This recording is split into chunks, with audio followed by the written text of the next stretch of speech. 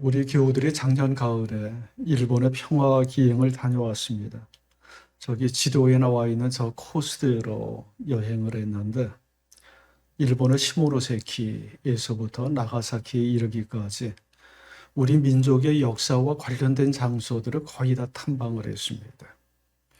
여행을 갔다 와서 설문조사를 하니까 대체로 여행 만족도가 높았었던 것 같습니다. 저는 저 비슷한 코스를 4번이나 다녀왔거든요. 그래서 어느 정도 저쪽 지역의 여행에 대해서는 노하우가 많이 쌓였고, 이제는 저쪽 큐슈 지역, 나가사키를 중심으로 해서 성지순례를 가자, 평화기행을 가자 그러면 그냥 머릿속에 지도가 착 그려집니다.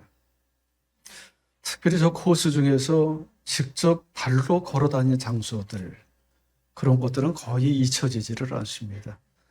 여러분 여행하다 보면 그런 경험들을 하죠. 자동차를 타고 그냥 싹 스쳐 지나가는 장소들은 나중에 어디 갔다 왔는지 기억이 나지를 않는데 발품을 팔아서 한 걸음 한 걸음 이동한 장소들은 그 위치, 지명, 방향 모든 것이 기억에 남습니다.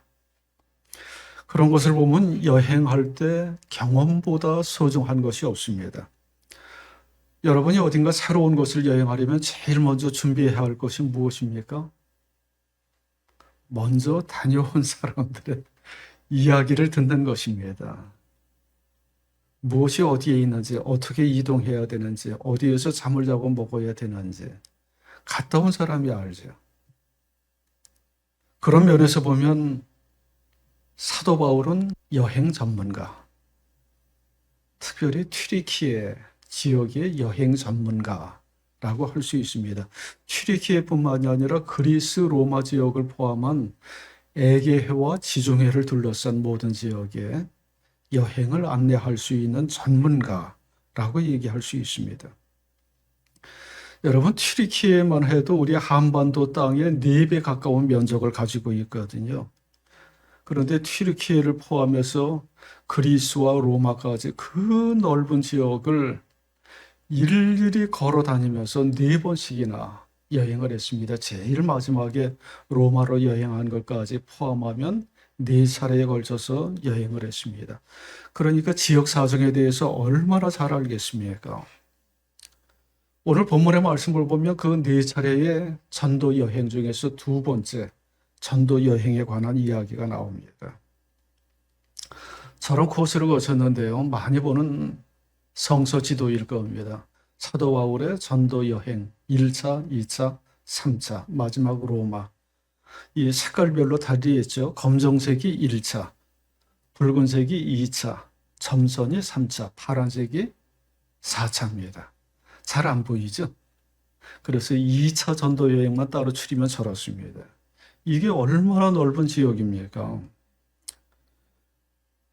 튀르키예 지역 그 나라의 반도를 아나톨리아 반도라고 하는데 남쪽에서부터 북쪽으로 횡단하면서 중요한 모든 지역들을 다 들르려고 계획을 했습니다. 오늘 본문을 보면 그 여행 계획 속에 포함된 지명들이 나오는데 아시아, 부르기아, 갈라기아, 무시아, 비두니아 그런 곳으로 거쳐서 지나갑니다. 여러분 이 지명을 보면 공통점이 있죠. 어떤 공통점입니까? 끝말이 아라는 것입니다.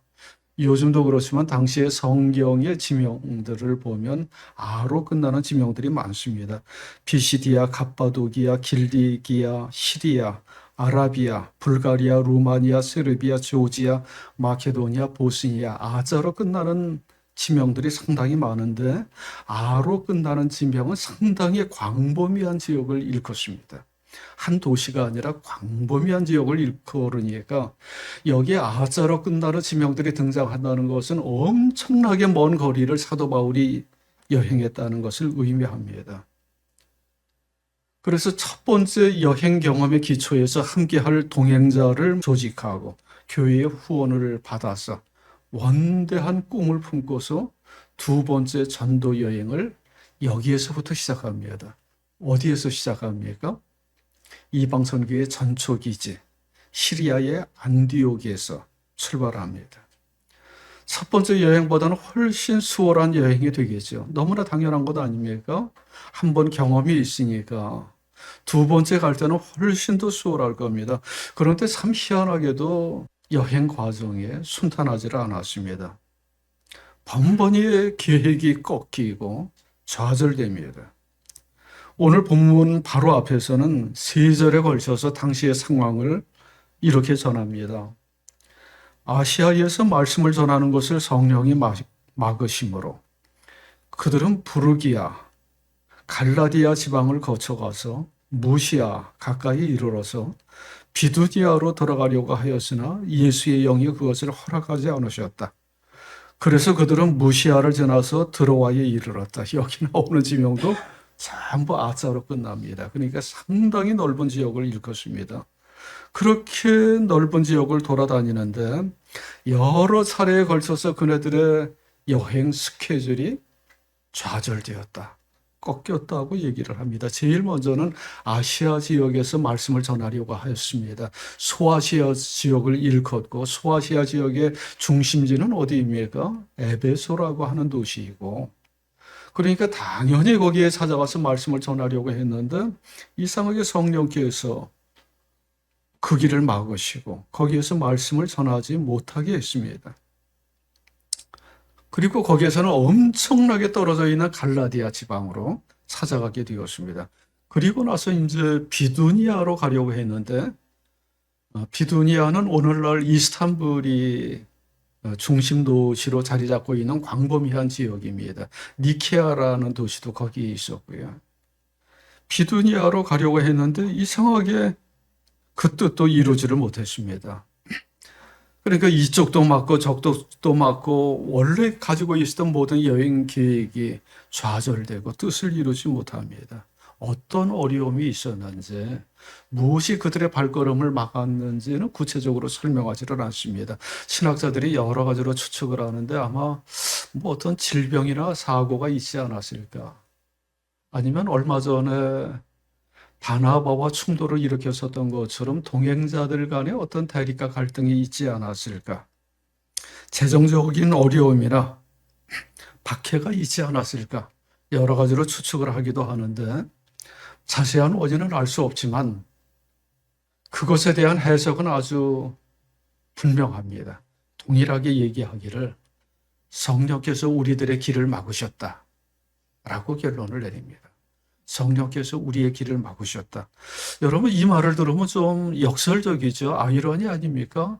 아니 선교하라고 보내신 분이 성령인데 성령께서 그들의 발걸음을 막으신다는 것이 말이 안 되잖아요. 성령께서 사도 바울을 불러서 이방인의 사도로 이방인의 선교사로 삼으셨고 1차 전도 여행을 보냈고 성공리의 그 과정을 끝냈고 그 과정에서 수많은 기적과 권능을 행하게 하셨고 그래서 그 힘을 받아서 두 번째 전도 여행을 더욱 치밀하게 계획을 한 가운데에서 출발했습니다. 그런데 성령께서 그들의 발걸음을 막으셨다. 이렇게 얘기합니다.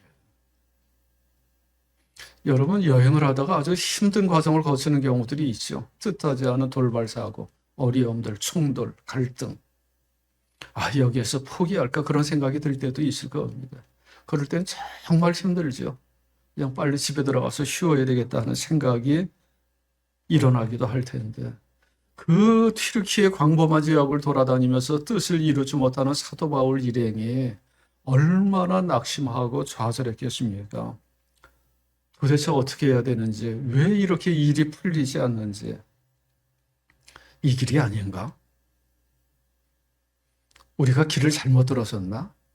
뭐 여러 가지 회의가 일어날 법합니다. 그러던 차에 일어난 사건이 사도 바울의 환상을 목격한 사건입니다. 드로아라고 하는 항구 도시에 있었을 때인데요. 본문에서 말씀하는 것처럼 여기저기 돌아다니다가 떠밀리다시피 드로아라고 하는 도시로 들어오게 되었습니다. 드로아. 무엇과 발음이 비슷합니까? 드로아? 트로이.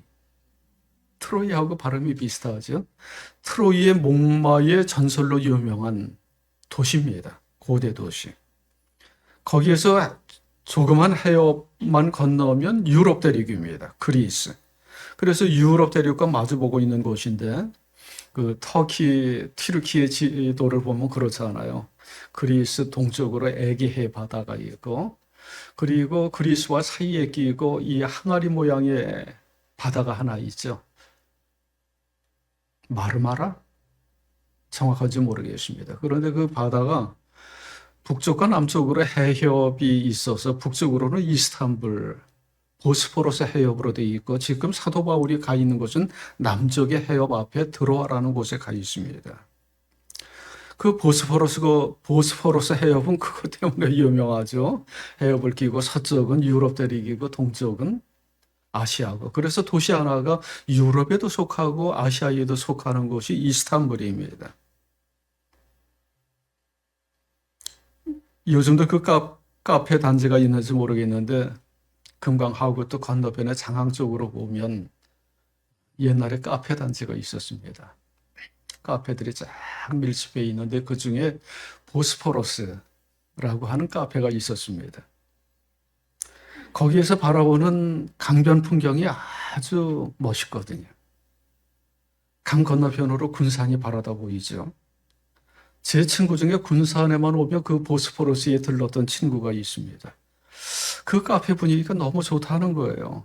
창가 바로 앞까지 물이 들어오고 창에서 쭉 건너편을 바라다보면 군산이 보이는데 마치 보스포러스 해협에서 유럽 대륙을 건너보는 듯한 느낌을 받는다고, 너무 좋다고 그런 얘기를 합니다.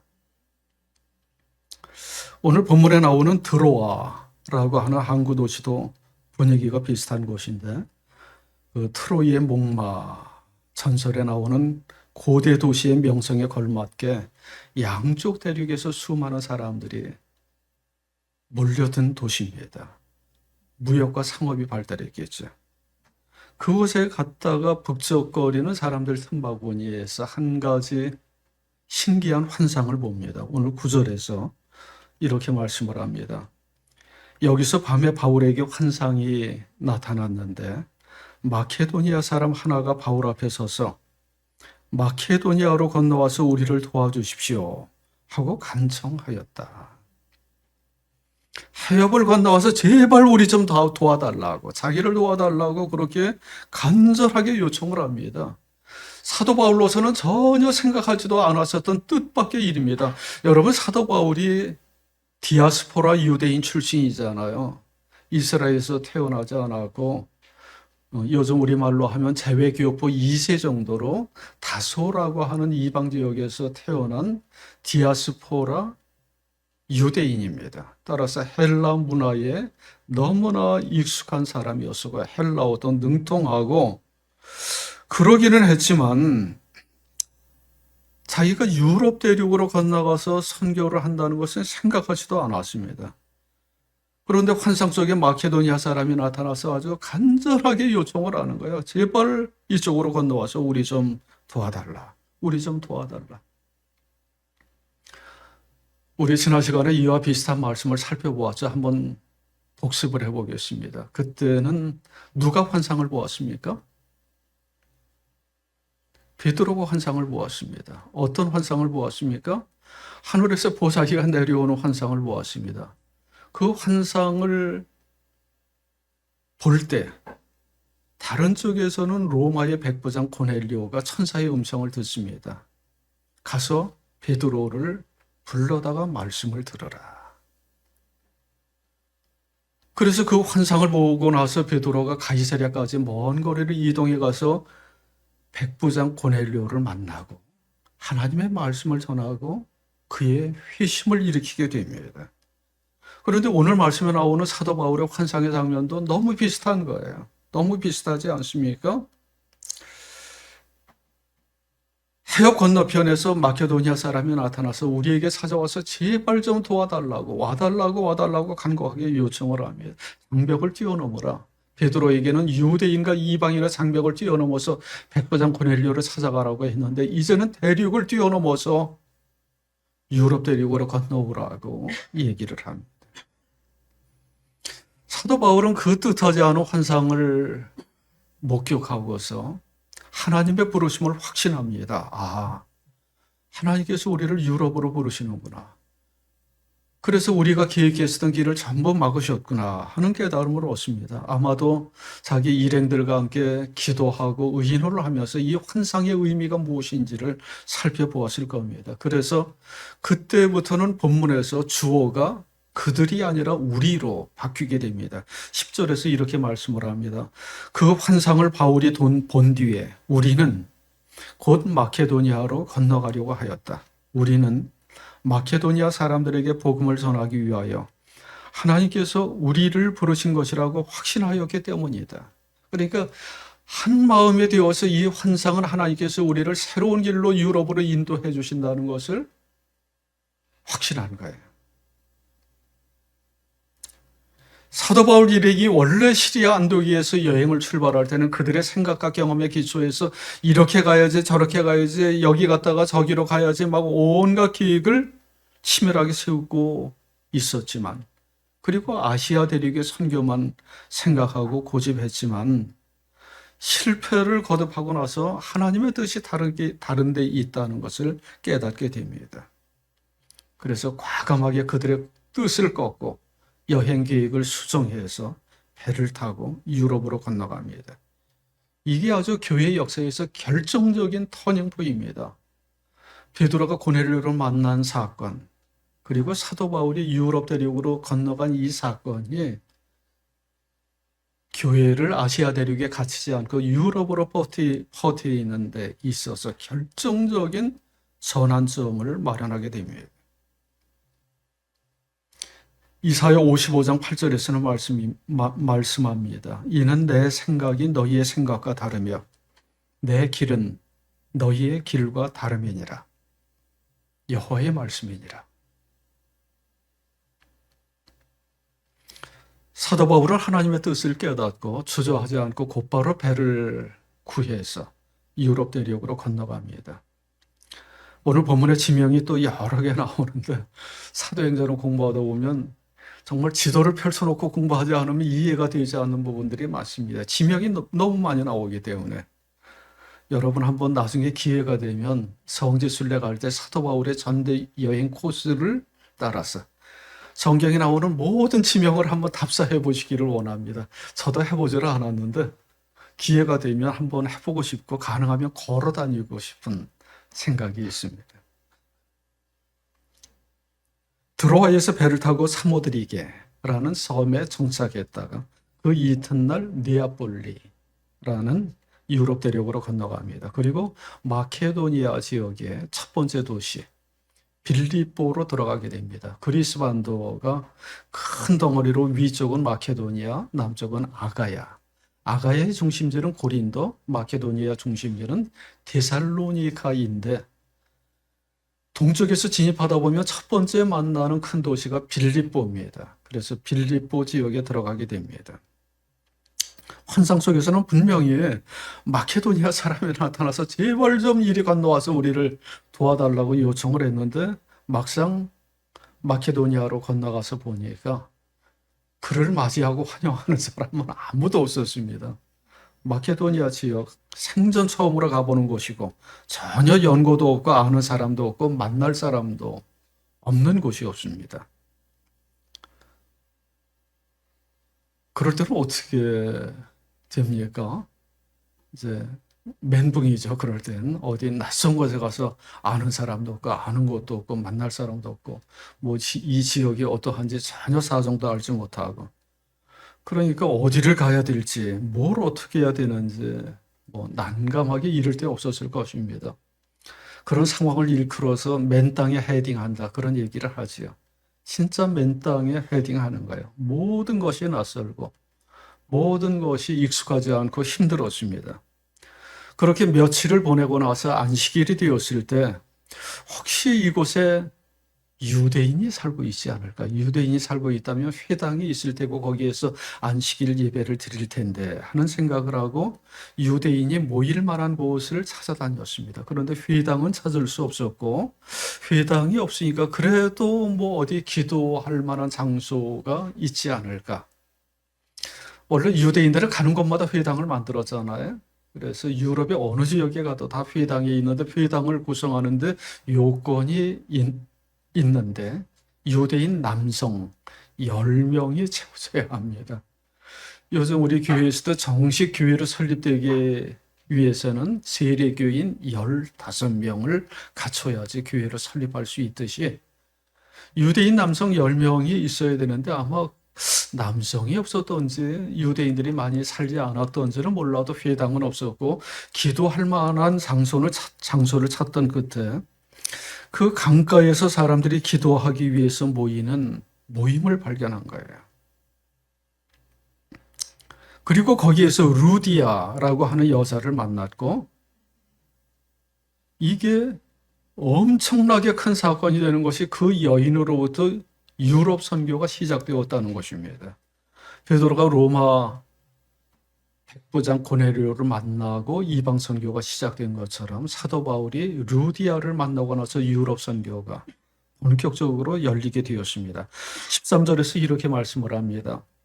안식일에 성문 밖 강가로 나가서 유대 사람이 기도하는 처소가 입승직한 곳을 찾아갔다. 우리는 거기에 앉아서 모여든 여자들에게 말하였다. 좀 쑥스럽기는 했겠죠. 남자들 몇 명이 가서 여자들이 있는 곳에 하나님의 말씀을 전하는데 근데 참 신통하게 그 모인 사람들 중에 사도 바울이 전하는 말씀을 받아들이는 여자가 있었습니다. 루디아입니다. 루디아. 본문에 소개된 루디아의 이력을 보면 참 독특한 게 원래 빌립보에 살던 사람이 아니었고 두아디라 출신의 이방인입니다. 요한계시록에 나오는 소아시아 7교회 중에 하나가 두아디라 교회입니다.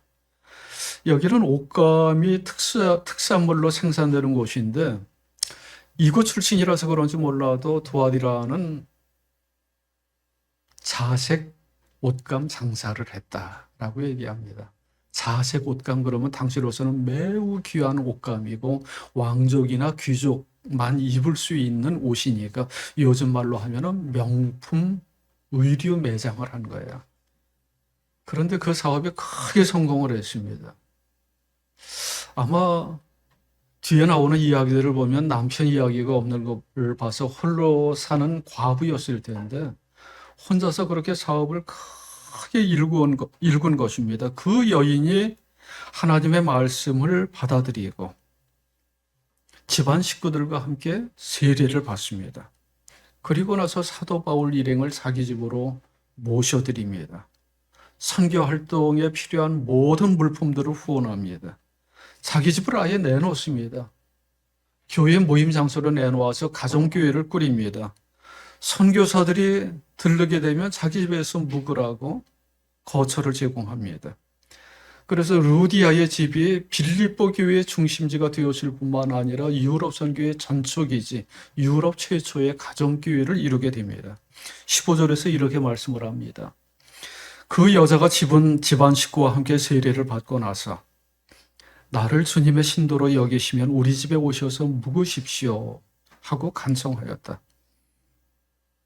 그리고 우리를 강권해서 자기 집으로 데리고 갔다.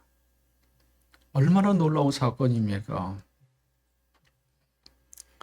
우리가 인생길 걸어가면서 전환점을 맞이할 때가 있습니다. 역사에도 전환점이 있고요. 우리나라가 지금 어쩌면 전환점을 맞이하고 있는지도 모르겠습니다. 극심한 진통과 혼란을 겪고 있고 자칫 잘못하면 나라가 무너질 뻔했습니다. 하지만 이런 현실을 잘 극복하고 이겨내면 우리가 생각지도 않았었던 새로운 세계, 새로운 길, 더 높고 넓은 세계로 나아갈 수 있습니다. 전환점은 우연히 찾아오기도 하지만 대부분 고통을 수반합니다. 사도행전에 나오는 선교의 역사가 그렇습니다. 예루살렘과 온 유다와 사마리아와 땅 끝까지 이르러 내 증인이 되리라 그렇게 약속을 하셨지만 그 고비고비 넘을 때마다 참 견디기 어려운 고통과 어려움이 찾아오기도 했습니다. 스데반의 순교로부터 시작해서 박해를 피해서 교인들이 사방으로 흩어지게 되었는데 그것이 곧 선교의 출발점이 되었고요. 베드로의 환상에 나오는 것처럼 유대인과 이방인의 장벽 때문에 극심한 진통을 겪었는데 그것을 지혜롭게 극복하고 나서야 이방인 선교의 길이 열리게 되었습니다. 오늘 본문에서는 사도 바울이 계획했던 선교 여행들이 다 좌절되고 꺾이는 가운데에서 하나님께서는 환상을 통해서 유럽 선교의 새로운 길을 열어주시고 새로운 교회로 나아갈 수 있도록 문을 열어주셨습니다. 사도 바울은 그 뜻을 깨닫고 하나님의 뜻을 깨닫고 자기의 뜻을 꺾고 하나님께 순종합니다. 역사에 만약이라는 말이 없다고 하죠. 그런데 만약 오늘 본문에 등장하는 이 사건, 사도 바울이 유럽으로 건너가지 않았고 루디아를 만나지 않았더라면 오늘날의 유럽 역사, 유럽 교회는 존재하지 않았을 것입니다. 하나님께서는 때때로 이렇게 고난과 위기를 통해서 우리가 넘을 수 없는 막힌 담을 허물어내시고 우리에게 새로운 길을 열어주시고 우리의 세계를 넓혀주십니다. 그러니까 길이 막힐 때 우리에게 새롭게 넘어서야 될 장벽과 과제가 있는가 보다 그렇게 생각하는 것이 마땅한 것입니다. 여러분, 리빙스턴은 아프리카 선교사와 탐험가로 유명한 사람입니다. 아프리카에서 한평생을 보냈고 아프리카 대륙을 최초로 관통한 사람입니다. 너무나 잘 알려진 선교사였지만 원래 리빙스턴은 중국 선교를 꿈꾸었습니다. 중국 선교를 하기 위해서 준비를 했는데 그만 그때 중국에서 아편전쟁 1차, 2차 계속 터지면서 나라가 너무 혼란스러우니까 중국으로 가지 못하고 자기 뜻을 접고 아프리카 대륙을 향해서 아프리카에서 한평생을 보내게 됩니다. 우리나라 최초의 선교사는 아펜젤러 언더우드를 꼽습니다. 그중에 아펜젤러도 원래 우리나라에 오려고 하지 않았고 일본 선교를 하려고 준비했습니다. 그런데 한국 선교를 준비하고 있었던 동료 선교사가 갑자기 죽는 통에 그 빈자리를 채우기 위해서 자기가 그 역할을 대신했고 한국으로 건너오게 되었습니다. 인도 선교의 아버지라고 불리우는 윌리엄 캐리도 원래 태평양 지역 선교를 하려고 했습니다.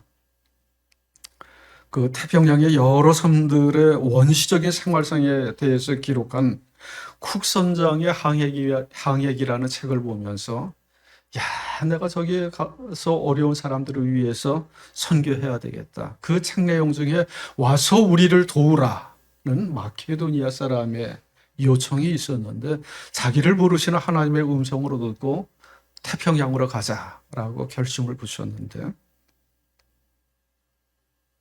하나님께서 그의 뜻을 꺾고 인도로 가도록 했습니다. 그래서 인도에서 한평생을 보내게 됩니다. 오늘 계시록 본문의 말씀을 보면 장차 이 땅에 이루어질 새하늘과 새 땅이 하늘로부터 내려오는 거룩한 성 예루살렘으로 비유됩니다. 그런데 희한한 게 그 예루살렘, 새 예루살렘의 성문은 24시간 항상 개방되어 있는 거예요. 신기하지 않습니까? 항상 문이 열려 있고 일체의 장벽이 없습니다. 이것이 상징하는 바가 무엇입니까?